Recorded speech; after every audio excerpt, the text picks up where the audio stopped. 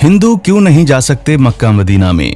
शताब्दी की स्पीड से फैलती एक न्यूज आजकल सोशल मीडिया पर बहुत ही ज्यादा वायरल हो रही है, जिसके मुताबिक ये कहा जाता है कि मक्का मदीना में शंकर भगवान को कैद करके रखा गया है। और लोगों का ये सवाल है कि अगर ऐसा नहीं है तो फिर क्यों यहाँ पर मुसलमानों की इतनी ज्यादा भीड़ उमड़ती है, लेकिन एक भी हिंदू देखने को नहीं मिलता। आखिर सच्चाई क्या है मक्का मदीना की? क्यों यहाँ किसी भी हिंदू को देखकर उसे बाहर से ही रवाना कर दिया जाता है? दोस्तों, आज हम आपको मक्का मदीना और शंकर भगवान के बीच के कनेक्शन के बारे में तो बताएंगे ही, और ये भी बताएंगे कि क्या ये बात सच है या फिर इसके पीछे कोई और राज छिपा है।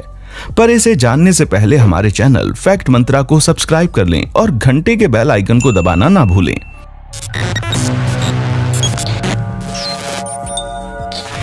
आप काफी लंबे समय से इस न्यूज को सुनते आ रहे होंगे कि मुस्लिम जिस काबा को अपनी सबसे पवित्र जगह मानते हैं उसके अंदर शिवलिंग मौजूद है।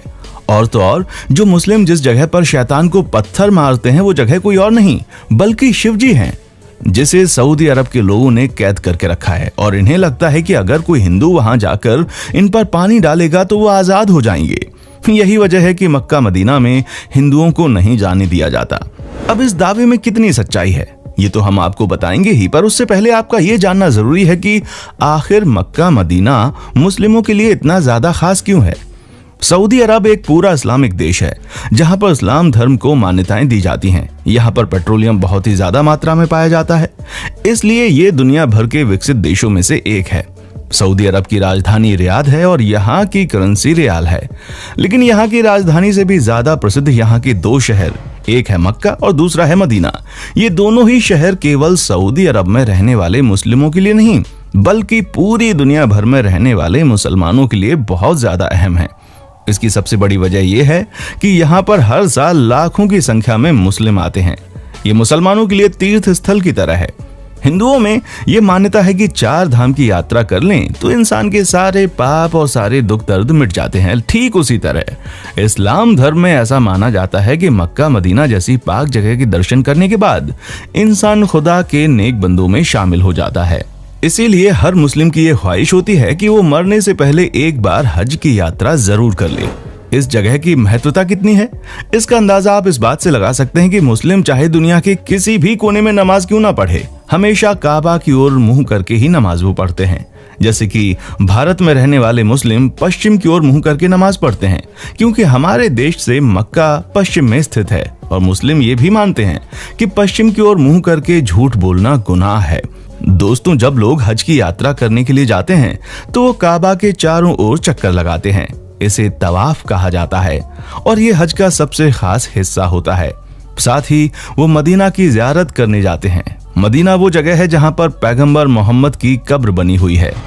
दोस्तों, मक्का मदीना के बारे में तो आप लोगों ने काफी कुछ जान लिया, लेकिन उन तस्वीरों का सच जानना भी आपके लिए बहुत जरूरी है जो आजकल सोशल मीडिया पर बहुत ज्यादा वायरल हो रही हैं।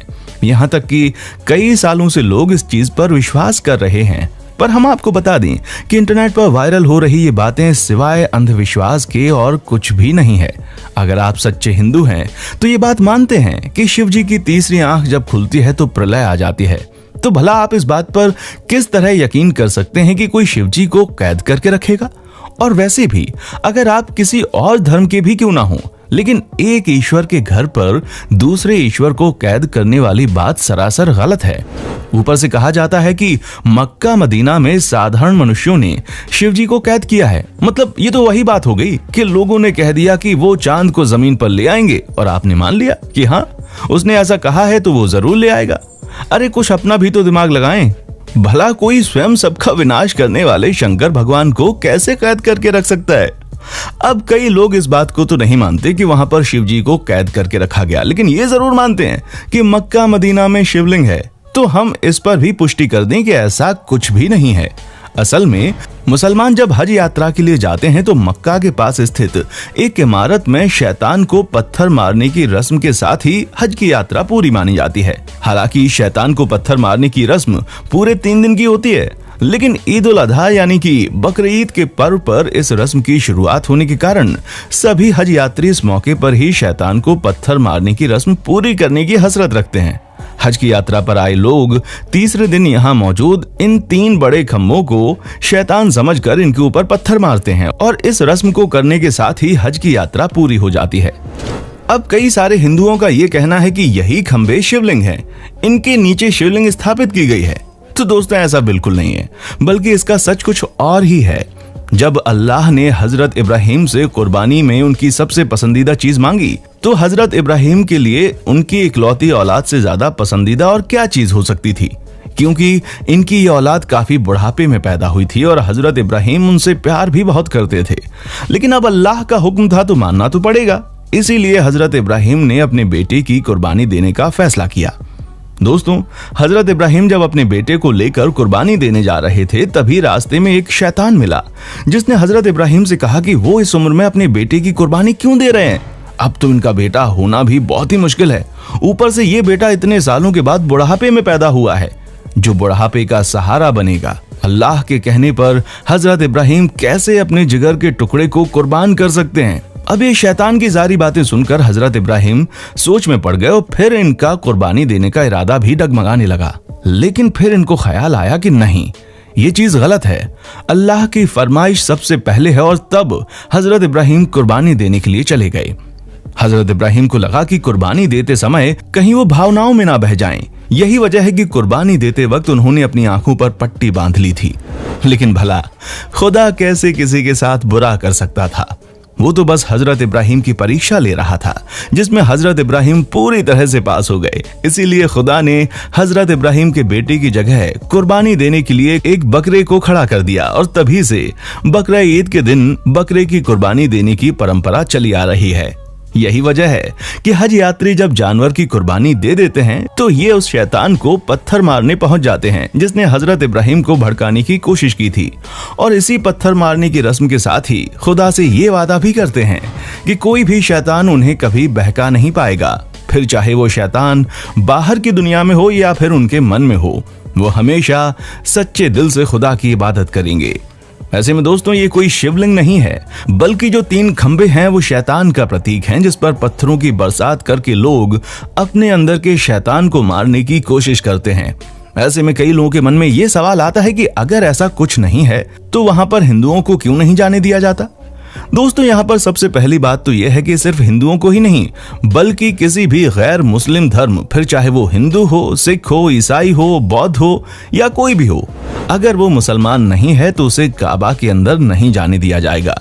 क्योंकि ऐसा माना जाता है कि अगर कोई मुसलमान नहीं है तो जाहिर सी बात है वो सच्चे दिल से अल्लाह पर विश्वास भी नहीं करता है, और जो सच्चे दिल से अल्लाह पर विश्वास नहीं करता उसे काबा के अंदर प्रवेश करने की इजाजत नहीं है। यहाँ सिर्फ उन्हीं लोगों को अंदर आने दिया जाता है जो बिल्कुल पवित्र मन से अल्लाह को अपना मानते हैं। अब दोस्तों, आप इसे इस तरीके से समझिए कि जैसे आपका घर है और कोई आपकी इज्जत ना करे तो क्या आप उसे अपने घर में आने की अनुमति देंगे? नहीं ना। आप ये चाहेंगे कि जो कोई भी आपके घर में आए वो कम से कम आपका सम्मान तो करे। और ठीक ऐसा ही यहाँ के लोग भी चाहते हैं कि जो कोई भी काबा में प्रवेश करे अल्लाह को सच्चे दिल से माने। उसके लिए सबसे पहले अल्लाह होना चाहिए, बाकी सारी चीजें बाद में। हमें उम्मीद है कि आपको मक्का मदीना से जुड़ी हर एक बात अच्छे से पता चल गई होगी।